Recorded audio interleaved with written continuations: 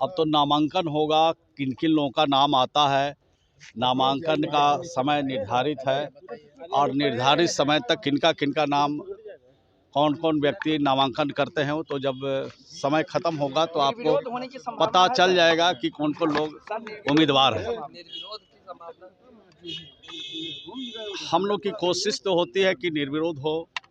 अब हम लोग की कोशिश तो कामयाब स्पीकर में हुआ है, उपाध्यक्ष में भी हो जाना चाहिए। अगर विपक्ष की बातों को लेते हम लोग तो आज 202 सीट हम लोग नहीं जीतते।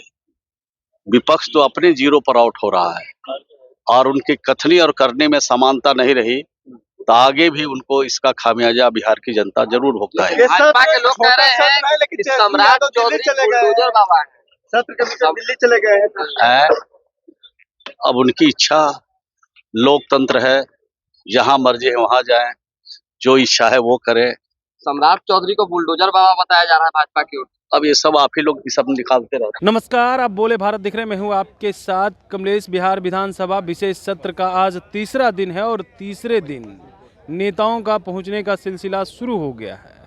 ऐसे में सीएम नीतीश के करीबी मंत्री श्रवण कुमार सदन पहुंचे और सवाल पूछा गया। बीजेपी के अब अध्यक्ष हो गए हैं विधानसभा का, बिहार में महाराष्ट्र वाला खेला होगा।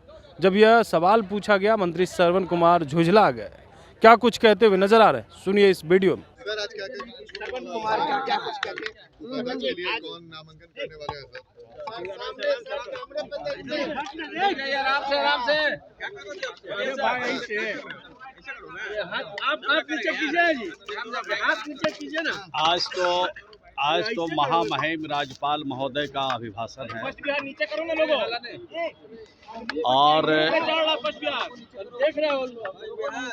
उपाध्यक्ष महोदय का भी आज नामांकन होगा और जो बिहार विधानसभा का नियमावली है, प्रक्रिया है, उसके तहत निर्वाचन की प्रक्रिया पूरी की जाएगी और निर्वाचन की प्रक्रिया पूरी होने के बाद आप भी उठाइए, देख रहे हैं उपाध्यक्ष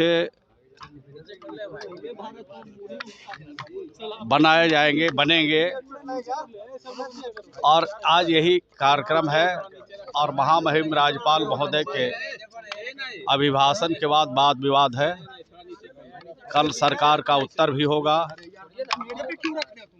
और 5 तारीख को विनियोग विधेयक भी आएगा।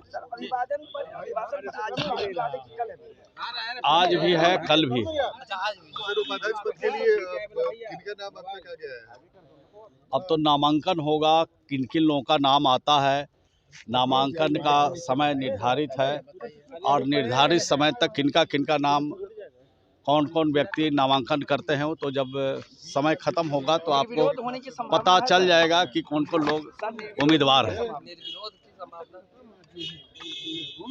हम लोग की कोशिश तो होती है कि निर्विरोध हो। अब हम लोग की कोशिश तो कामयाब स्पीकर में हुआ है, उपाध्यक्ष में भी हो जाना चाहिए। आगे जब विधानसभा का सत्र होगा तो आप देखिए कैसे चलता है विधानसभा सत्र।